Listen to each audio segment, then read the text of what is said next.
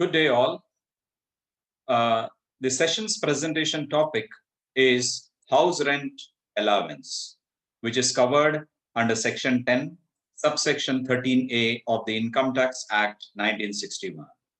Now, what is this house rent allowance? As a part of my salary, which comprises basic salary, DNS allowance, commonly known as DA, CCA, for those employees working in city, we have city compensatory allowance, and we have another important allowance that is forms a part of the salary package, that is house rent allowance.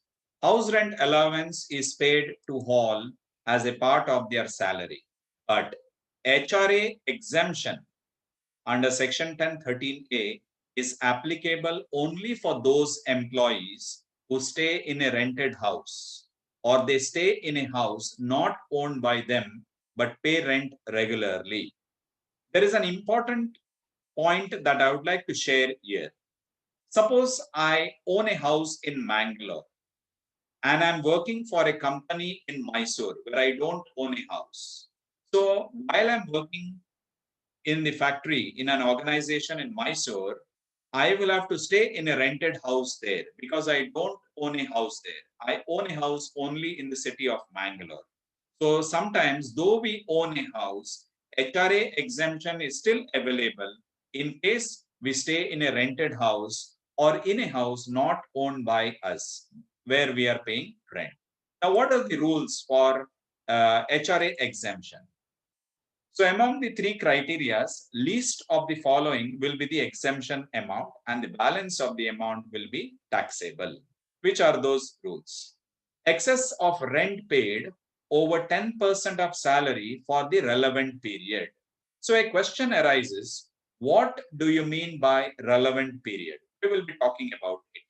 So it is excess of rent paid. So whatever rent you have paying minus 10% of the salary for the relevant period is one criteria that we have. Second criteria is HRA received for the relevant period. So once again, a question arises, what do you mean by relevant period? I will make known about this. The third very important criteria depends on where are you staying on a rented basis. If you're staying in a metro city like Delhi, Mumbai, Kolkata, or Chennai, then 50% of salary will be exempt. If you are staying in a non-metro city, then 40% of the salary will be allowed for exemption.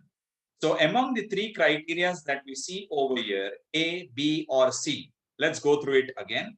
Excess of rent paid over 10% of salary for the relevant period. B, HRA received for the relevant period. And C, either 50% of salary if you are residing in a metro city, or 40% of salary if you are residing or staying in a rented house in a non-metro city. So in point number A and B, there is a concept called relevant period. What do you mean by relevant period? Relevant period simply refers to the period of stay in a rented house during the year.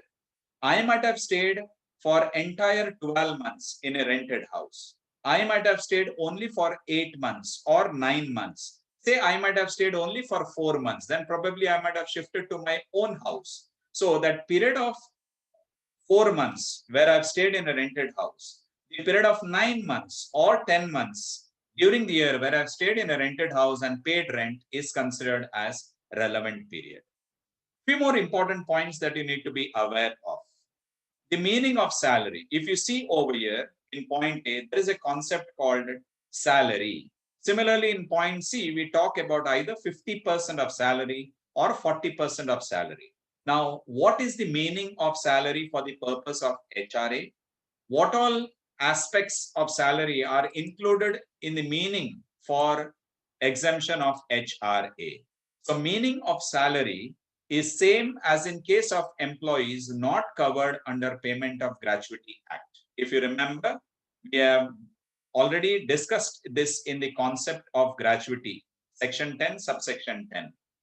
And for an employee not covered under Payment of Gratuity Act, there are three important criteria that make up for the salary.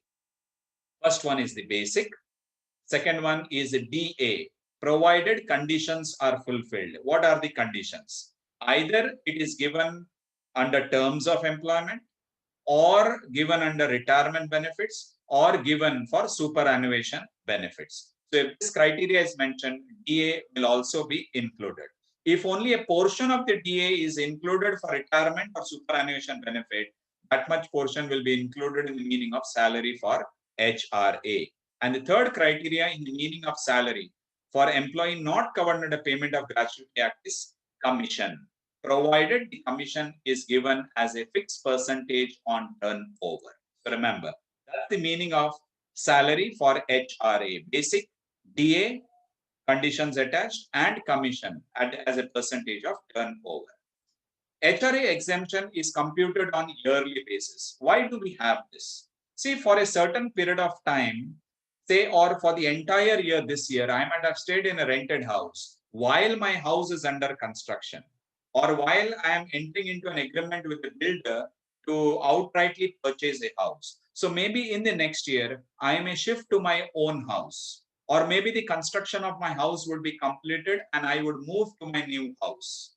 So that's why HRA exemption is computed on yearly basis, because our position may change. Maybe we may shift from a rented house to our own house as well. And remember, HRA exemption is available only if you are staying in a rented house and if you are paying rent.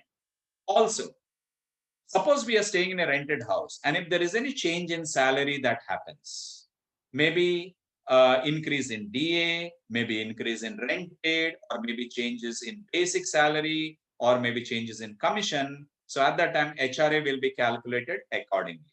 So if any change takes place during the year in respect of salary, HRA, rent paid, or place of residence, then exemption will be calculated on monthly basis. Another example that I would like to share.